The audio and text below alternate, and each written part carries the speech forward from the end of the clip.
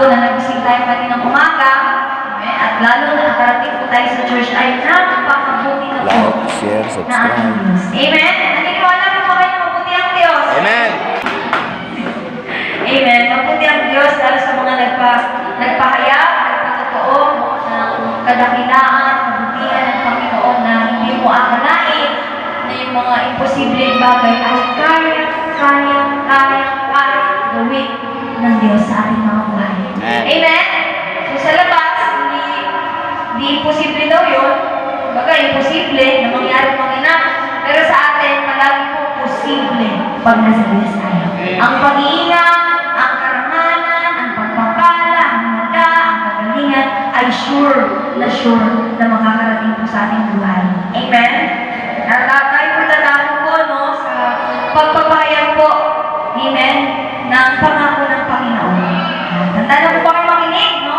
Naniniwala po na may sasabihin po ang ating Diyos kahit sa may tipong oras, no, na naibigay sa atin. Amen. At magpabukas po ako sa inyo sa aklat po ng Marcos chapter 11, verse 20 to 24. At alam ko naman po na alam niyo na po ito. Sa mga nagbabasa ng Biblia, alam ko po na alam niyo ito. Ulitin ko po sa aklat po ng Marcos chapter 11, verse 20 to 24, na sabi po ng salita ng Diyos, ang aral mula sa puno ng igos.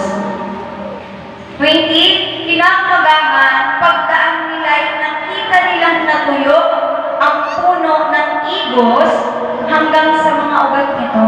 21, naalala ni Pedro ang nangyari dito. Kaya't kanyang sinabi kay Jesus, Guro, hello, Guro, tingnan ninyo, patay na ang puno ng igos na isinumpa ninyo. 22. Sumagot si Jesus, manalig kayo sa Diyos. 23. Tandaan ninyo ito, si Jesus po nagsasalita. Hello, kung kayo'y nananampalataya sa Diyos at hindi kayo nag-aalinlangan, kapatid, si Jesus po, ang Diyos po natin, na nagsasalita, ang sabi niya, kung kayo'y nananampalataya sa Diyos at hindi kayo nag-aalinlangan, maaari ninyong sabihin sa bundok na ito, umalis ka riyan at tumalon ka sa dagat. At ito nga ay mangyayari. 24. Kaya sinasabi ko sa inyo, anuman ang hingin ninyo sa inyong panalangin, maniwala kayo natanggap na ninyo iyon at matatanggap na ninyo iyon. Palakpakan po natin ang sabagay ng salita ng Diyos na church. Salamat no, sa salita ng Diyos na siyang bumubuhay, siyang bubuhay sa pananampalataya, pananalig, paniniwala natin sa Panginoon na si Jesus. Hello, ang nagsasalita na sinasabi ng Panginoon, church, manalig kayo sa Diyos. Na ano man po ating sabihin, ano man po ating hingin, ano man po ating idalangin sa Panginoon, ay matatanggap po natin kung ating po itong paniniwalaan. Amen. Kung tayo po hindi mag-aalinlangan na kayang gawin ng Diyos ang lahat ng bagay. Kasi sabi ni Jesus Christ, di ba, sabihin nyo sa bundok na ito, umalis na riyan at pumunta ka sa dagat. Pwede pala yun ang target.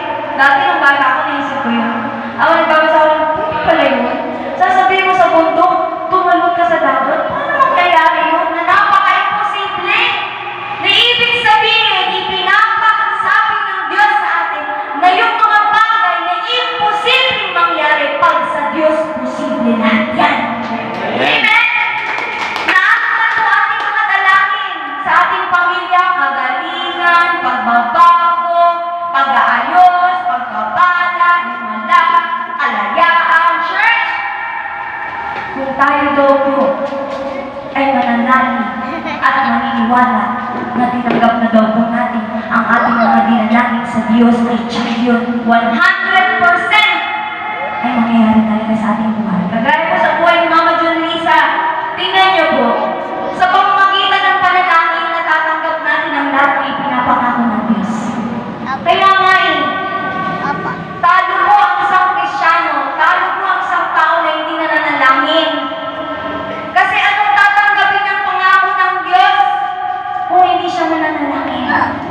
Amen? Para bagang nasa gilid ka lang, mag-aantay ka ng mangyayari. Kaya nga alam niyo, church, bakit sinumpa ni Jesus Christ yung puno ng igos?